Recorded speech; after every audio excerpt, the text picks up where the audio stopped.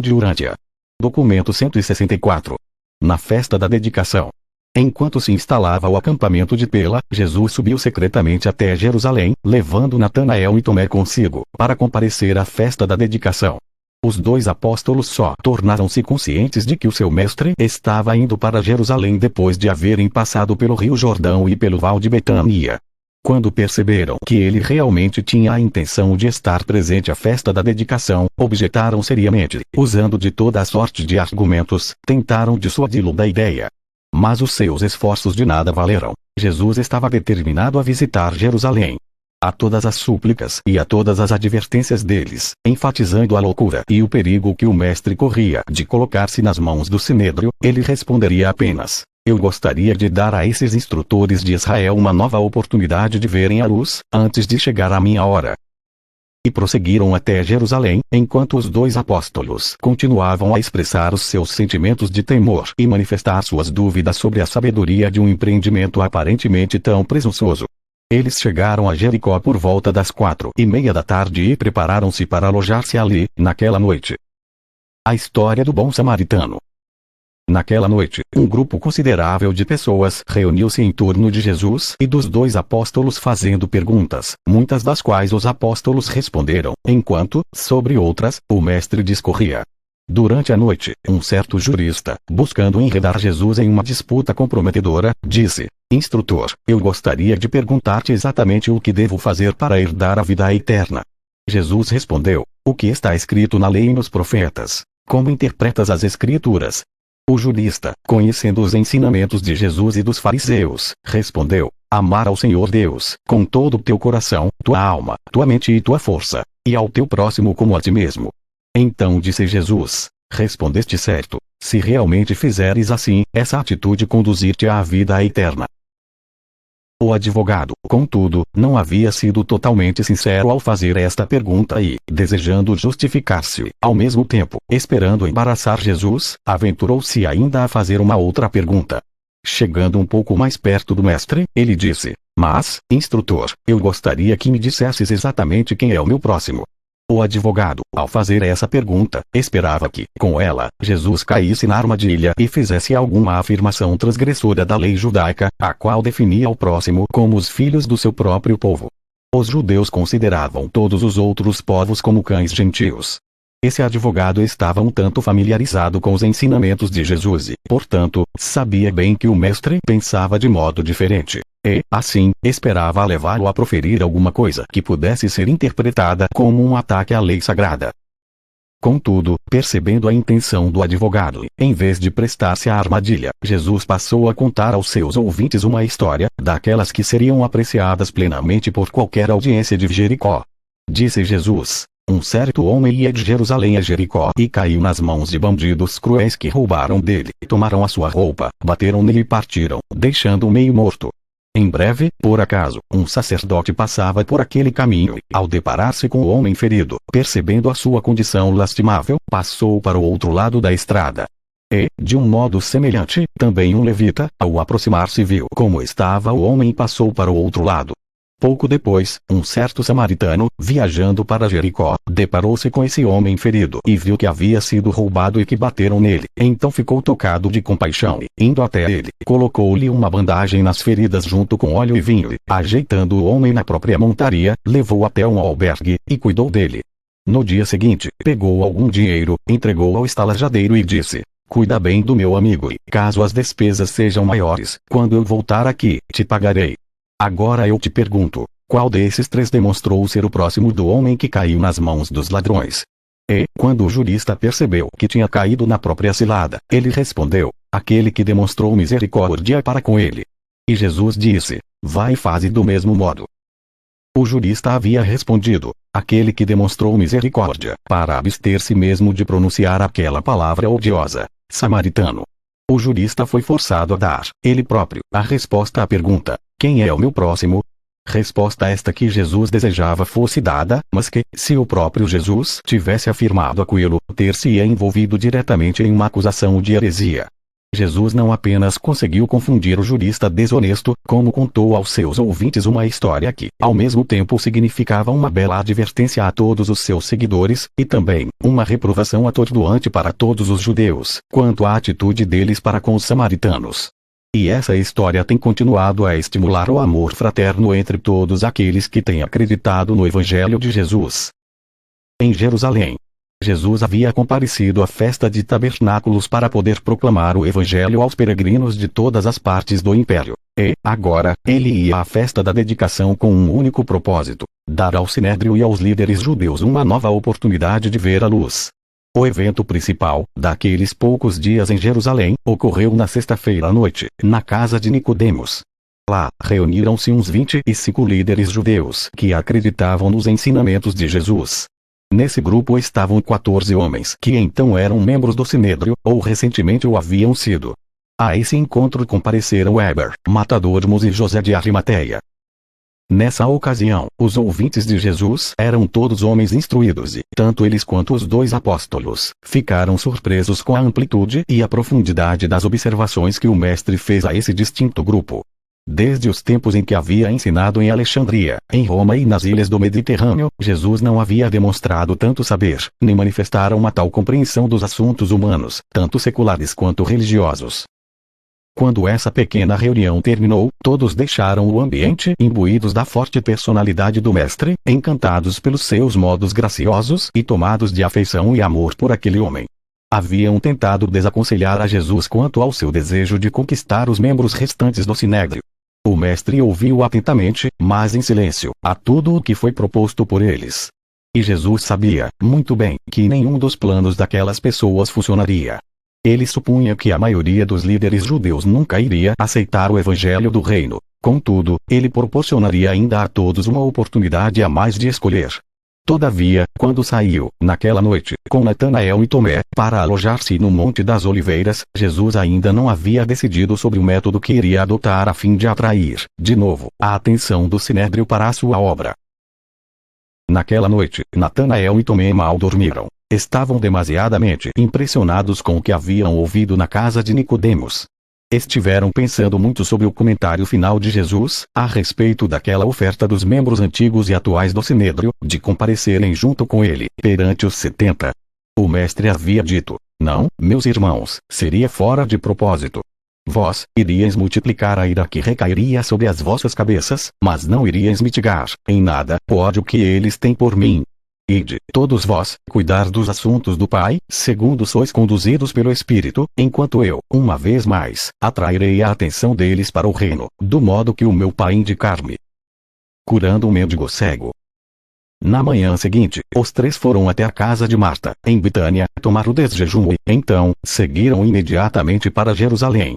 Nesse sábado, pela manhã, quando se aproximavam do templo, Jesus e os seus 2 apóstolos depararam-se com um mendigo muito conhecido, um homem que havia nascido cego, assentado no seu lugar de costume. Embora tais mendigos não pedissem nem recebessem esmolas no dia de sábado, era permitido que ficassem sentados, assim, nos seus lugares de costume. Jesus deteve-se para olhar o mendigo. E, enquanto contemplava esse homem que nascera cego, veio-lhe à mente uma ideia de como, uma vez mais, faria sua missão na terra ser notada pelo Sinédrio e pelos outros líderes e instrutores judeus.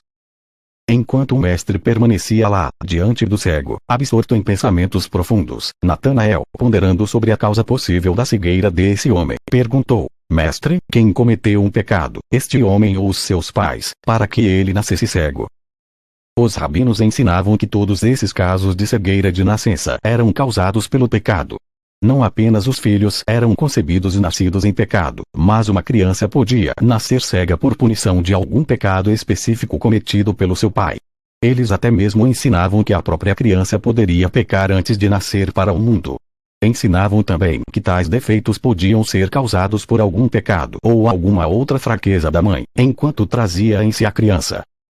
Havia, em todas essas regiões, uma crença vaga na reencarnação. O mais antigo dos instrutores judeus, assim como Platão, Filo e muitos dos essênios, toleravam a teoria de que os homens podem colher em uma encarnação que eles semearam em uma existência anterior. E assim, em uma vida, acreditava-se que eles estivessem expiando os pecados cometidos em vidas precedentes. O mestre, contudo, achou difícil fazer com que os homens acreditassem que as suas almas não tinham tido existências anteriores.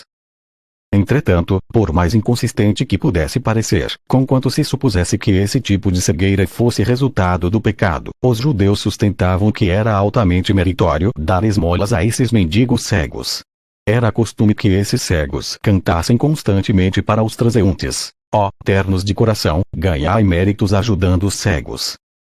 Jesus empreendeu a discussão desse caso com Natanael e Tomé, não apenas porque já havia decidido usar esse homem cego como um meio para, naquele dia, colocar a sua missão, uma vez mais, de um modo proeminente, sob a atenção dos líderes judeus, mas, também porque ele sempre encorajara seus apóstolos a buscar as causas verdadeiras de todos os fenômenos, naturais ou espirituais.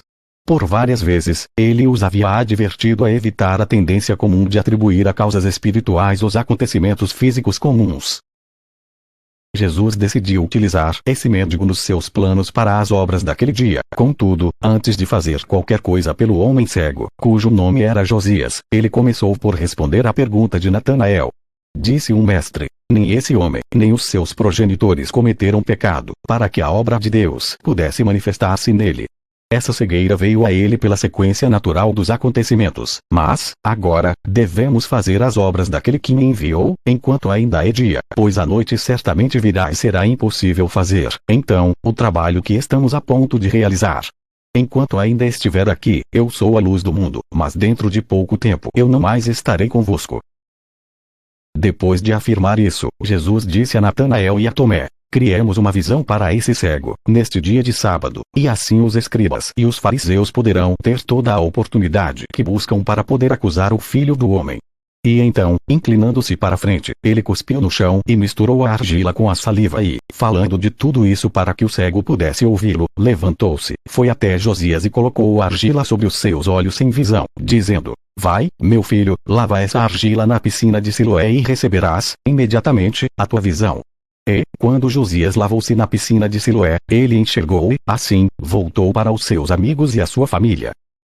Tendo sempre vivido pedindo esmolas, nada mais sabia fazer. Assim, quando passou o primeiro entusiasmo pela criação da sua visão, ele voltou ao seu lugar de costume, onde havia sempre sido um esmoler. Quando os seus amigos, vizinhos e todos aqueles que o conheciam desde antes, perceberam que ele podia ver, disseram todos: este é mesmo Josias, o cego mendigo. Alguns afirmaram que era ele mesmo, enquanto outros disseram: não, é alguém que se parece com ele, pois este homem pode ver.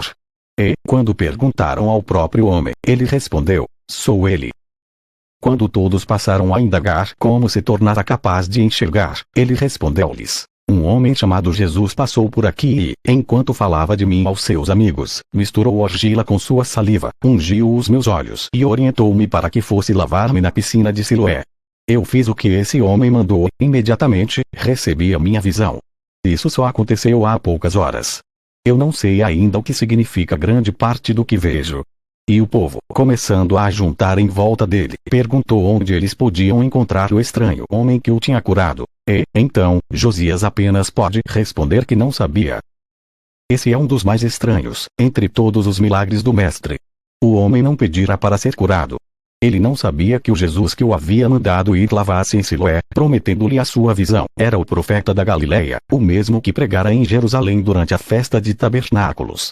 Esse homem possuía pouca fé de que receberia a visão. Contudo, o povo daquela época tinha grande fé na eficácia da saliva de um homem santo ou de um grande homem. E, pela conversa de Jesus com Natanael e Tomé, Josias havia concluído que o seu possível benfeitor devia ser um grande homem, um instrutor sábio ou um profeta sagrado. E, por isso, ele procedeu como Jesus lhe havia ordenado. Jesus utilizou a argila e a saliva e mandou lavar-se na piscina simbólica de Siloé por 3 razões.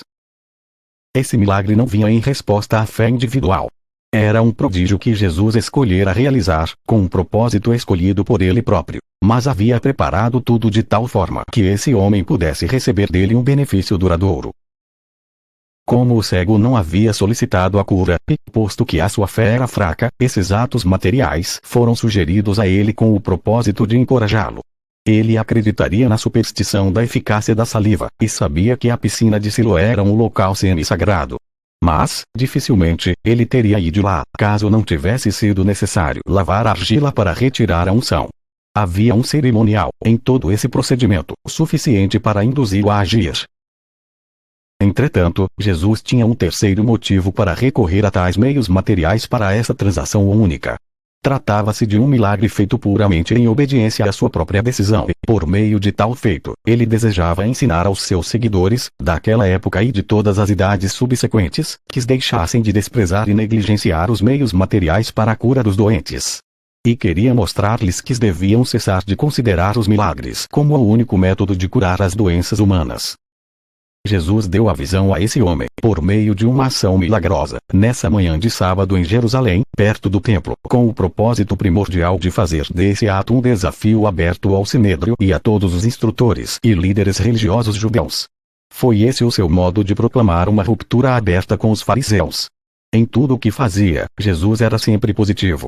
E, com o propósito de apresentar essas questões perante o sinédrio, foi que Jesus trouxe os seus 2 apóstolos até esse homem, nesse dia de sábado, pela manhã, provocando deliberadamente as discussões que obrigaram os fariseus a notar o milagre. Josias diante do sinédrio. No meio da tarde, a cura de Josias havia levantado em torno do templo uma discussão tal que os líderes do sinédrio decidiram convocar o conselho, no mesmo lugar da reunião habitual no templo. E, ao fazerem isso, eles violavam uma regra estabelecida que proibia a reunião do sinédrio no dia de sábado. Jesus sabia que a violação do sábado seria uma das acusações principais contra ele, a ser feita no momento da prova final, e ele desejava ser levado diante do sinédrio, para o julgamento da incriminação de ter curado um homem cego no sábado, no exato momento em que a alta corte judaica, reunida para julgá-lo por esse ato de misericórdia, estivesse deliberando sobre essas questões, no mesmo sábado, e em violação direta da própria lei autoimposta por eles. Entretanto não chamaram Jesus para apresentar-se diante deles, temiam fazê-lo. Em vez disso, mandaram que trouxessem Josias, sem demora.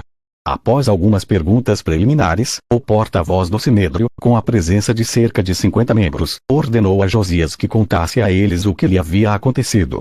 Desde a sua cura, naquela manhã, Josias andara sabendo, por meio de Tomé, Natanael e outros, que os fariseus encontravam-se irritados com a sua cura no sábado e que, provavelmente, causariam dificuldades a todos os envolvidos. Mas Josias ainda não havia percebido que Jesus era aquele a quem chamavam de libertador. E assim, quando os fariseus o interrogaram, ele disse: "Esse homem aproximou-se, colocou argila sobre os meus olhos, disse-me para ir lavar-me em Siloé, agora, eu enxergo." Um dos fariseus mais velhos, depois de fazer um longo discurso, disse: "Esse homem não pode vir de Deus, porque ele não observa o dia de sábado, como podeis ver. Ele viola a lei, primeiro, ao preparar a argila e, depois, ao mandar esse mendigo lavar-se em Siloé, no sábado. Um homem assim não pode ser um instrutor enviado por Deus." Então, um dos fariseus mais jovens, que secretamente cria em Jesus, disse: "Se esse homem não é enviado por Deus, como pôde fazer essas coisas? Sabemos que alguém que é um pecador comum não é capaz de realizar tais milagres.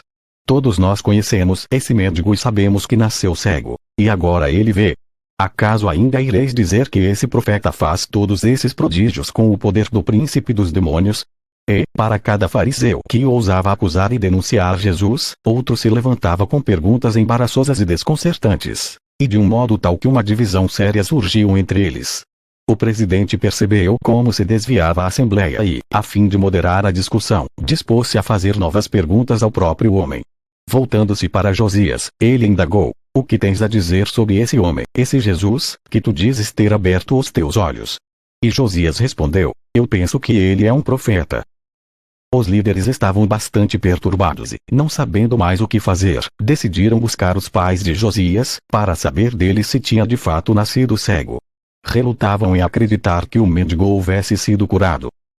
Era sabido, em toda a Jerusalém, não apenas que a Jesus havia sido negada a entrada em todas as sinagogas, mas também que todos aqueles que crescem nos seus ensinamentos seriam, do mesmo modo, expulsos da sinagoga e excomungados da congregação de Israel. Isso significava a privação dos direitos e privilégios, de toda a espécie, em todo o mundo judeu, exceto o direito de comprar o necessário para viver. E, sendo assim, os pais de Josias, almas pobres e sobrecarregadas pelo temor, apareceram diante do augusto sinédrio. e ficaram com medo de falar abertamente. Disse o porta-voz do tribunal: é este o vosso filho? E estamos certos ao entender que ele nasceu cego. Se isso for verdade, como é que agora ele pôde ver? E, então, o pai de Josias, secundado pela sua mãe, respondeu: sabemos que este é o nosso filho e que ele nasceu cego, mas, como é que ele veio a enxergar? Ou quem foi que abriu os olhos dele? Não sabemos. Perguntem a ele, pois ele é maior de idade. Deixem que ele fale por si. E agora pela segunda vez eles convocavam Josias perante o conselho. E não estavam indo bem, no seu esquema de manter a formalidade do julgamento. Alguns deles começavam a não se sentir confortáveis fazendo isso no sábado, e, desse modo, quando convocaram Josias novamente, tentaram enganá-lo com um tipo diferente de insinuação. O secretário do tribunal dirigiu-se ao ex-cego, dizendo: por que não atribuir a Deus a glória disso? Por que tu não nos dizes toda a verdade sobre o que aconteceu? Todos nós sabemos que esse homem é um pecador. Por que tu te negas a discernir a verdade? Bem sabes que tu e esse homem são culpados de violar o sábado. Por que tu não espias o teu pecado reconhecendo Deus como quem te curou, se é que ainda afirmas que os teus olhos foram abertos mesmo neste dia de hoje? Josias, todavia, não era estúpido e até possuía algum senso de humor. E, assim sendo, redarguiu ao secretário do tribunal: se esse homem é um pecador, eu não sei. Mas, de uma coisa eu sei, é que, se antes eu era um cego, agora eu vejo. E já que eles não conseguiam enganar Josias, eles procuraram saber outras coisas mais, e perguntaram: como foi mesmo que ele abriu os teus olhos? O que ele fez de fato em ti? O que ele te disse? Ele te pediu para que cresces nele. Josias, um tanto impaciente, respondeu: eu já vos disse exatamente como tudo aconteceu. Se os senhores não acreditaram no meu testemunho, por que ouviríeis tudo de novo? Acaso também estáis querendo ser discípulos dele? Quando Josias disse isso, o sinédrio irrompeu em confusão, quase em violência, pois os líderes avançaram sobre Josias, exclamando furiosamente: tu podes falar como sendo discípulo desse homem, mas nós somos discípulos de Moisés, somos instrutores das leis de Deus. Sabemos que Deus falou por intermédio de Moisés, mas, quanto a esse Jesus, não sabemos de onde ele vem.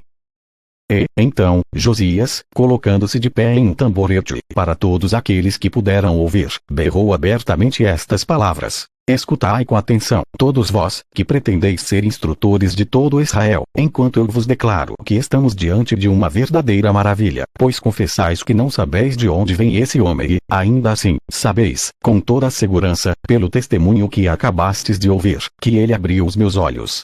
Todos nós sabemos que Deus não faz essas obras por meio dos ímpios, que Deus só faria uma coisa dessas a pedido de um verdadeiro adorador, aquele que é santo e correto. Vós sabeis, desde o princípio do mundo, que nunca ouviu-se falar de terem aberto os olhos de um homem que nasceu cego. E então, olhai, todos vós, para mim, e compreendei, pois, o que foi feito no dia de hoje, em Jerusalém. Eu digo a todos vós, caso esse homem não tivesse vindo de Deus, ele não poderia ter feito nada disso. E, enquanto saíam, os membros do sinédrio, cheios de raiva e em confusão, gritaram para ele: tu nasceste totalmente em pecado, e agora presumes ensinar a nós. Talvez nem cego realmente nasceste, ainda que os teus olhos tenham sido abertos em um dia de sábado. Isso foi feito com o poder do príncipe dos demônios. E dirigiram-se imediatamente à sinagoga para expulsar Josias. No início do seu julgamento, Josias tinha poucas ideias sobre Jesus e a natureza da sua cura. A maior parte desse testemunho ousado, que, de um modo tão inteligente e corajoso, ele deu perante esse tribunal supremo de todo Israel, surgiu na sua mente enquanto o julgamento tomava aquele sentido mais injusto e pouco equânime. Ensinando sob o pórtico de Salomão. Acontecia essa sessão do sinédrio, que violava a comemoração do sabá, em uma das câmaras do templo. Enquanto isso, bem ali perto, Jesus estava à mão ensinando ao povo, no pórtico de Salomão, esperando que fosse convocado perante o sinédrio, quando poderia contar a todos as boas novas da liberdade e do júbilo da filiação divina ao reino de Deus. Mas eles continuavam temerosos de mandar chamá-lo. Sempre se sentiam desconcertados com essas súbitas aparições públicas de Jesus, em Jerusalém.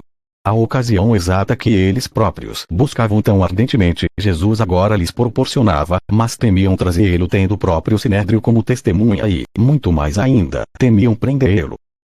Jerusalém estava na metade do inverno e o povo buscava o abrigo parcial no pórtico de Salomão. E, como Jesus permanecia ali, as multidões fizeram a ele muitas perguntas. E ele ensinou a todos, por mais de 2 horas. Alguns dos instrutores judeus tentaram fazê-lo cair publicamente em uma cilada, perguntando-lhe: por quanto tempo nos manterá na incerteza? Se és o Messias, por que não nos comunicas claramente? Jesus disse: eu já vos falei de mim e do meu Pai, muitas vezes, mas vós não quereis crer em mim. Será que não podeis ver que as obras que faço, em nome do meu Pai, dão um testemunho de mim? Mas muitos de vós não credes, porque não pertenceis ao meu rebanho. O instrutor da verdade atrai apenas aqueles que têm fome da verdade e que têm sede de retidão. As minhas ovelhas ouvem a minha voz e eu as conheço e elas me seguem. E a todos que seguem os meus ensinamentos, eu dou a vida eterna. Eles nunca perecerão, e ninguém arrebatá-los-á das minhas mãos. Meu Pai, que me deu esses filhos, é o maior de todos e, pois, ninguém arrebatá-los-á da mão do meu Pai. O Pai e eu somos um. Alguns dos judeus descrentes acorreram ao local onde ainda construíam o templo para apanharem pedras e atirá-las em Jesus, mas os crentes impediram-nos. Jesus continuou seu ensinamento: muitas obras eu vos mostrei, provenientes do amor do Pai, e agora eu queria perguntar-vos: por qual dessas boas obras pensais apedrejar-me? E, então, um dos fariseus respondeu: por nenhuma obra boa gostaríamos de apedrejar-te, mas por blasfêmia, porque tu, sendo um homem, ousas fazer-te igual a Deus. E Jesus respondeu: vós acusais o Filho do Homem de blasfêmia, porque vos negastes a crer em mim quando eu declarei que sou enviado por Deus. Se não faço as obras de Deus, não creais em mim, mas, se eu faço as obras de Deus, ainda que não creais em mim, penso que vós deveríeis crer nas obras. Mas, para que fiqueis seguros daquilo que proclamo, eu afirmo novamente que o Pai está em mim e que estou no Pai, que, assim como o Pai reside em mim, eu também irei residir em todos que crerem neste Evangelho. E, quando o povo ouviu essas palavras, muitos deles correram para pegar pedras e atirar nele. Mas Jesus saiu dos recintos do templo, e, encontrando Natanael e Tomé, que haviam assistido à sessão do Sinédrio, esperou junto com eles, perto do templo, até que Josias viesse da câmara do conselho. Jesus e os 2 apóstolos só foram procurar Josias na casa dele quando souberam que ele havia sido expulso da sinagoga. Quando chegaram lá, Tomé chamou-o para o pátio e Jesus disse: Josias, tu crês no Filho de Deus? E Josias respondeu: dize-me quem ele é, para que eu possa crer nele. E Jesus disse: tu já o viste e já o ouviste, e ele é este que agora fala contigo. E Josias disse: Senhor, eu creio. E, caindo de joelhos, ele adorou-o. Quando Josias caiu em si quanto a ter sido expulso da sinagoga, a princípio ficou bastante abatido, mas se animou muito ao ouvir o convite de Jesus para acompanhá-los imediatamente até o acampamento em Pela. Esse homem de mente simples, de Jerusalém, de fato havia sido expulso de uma sinagoga judaica, mas eis que o Criador de um universo, agora, levava-o para colocá-lo ao lado da nobreza espiritual daquela época e daquela geração. E agora Jesus deixava Jerusalém, para não mais retornar, até pouco antes do momento em que se prepararia para deixar este mundo. O Mestre retornou a Pela, com Josias e com os 2 apóstolos. E Josias demonstrou ser um daqueles que deram muitos frutos, depois de receber a ministração miraculosa do Mestre, pois ele converteu-se, pelo resto da sua vida, em um pregador do Evangelho do Reino. Durante a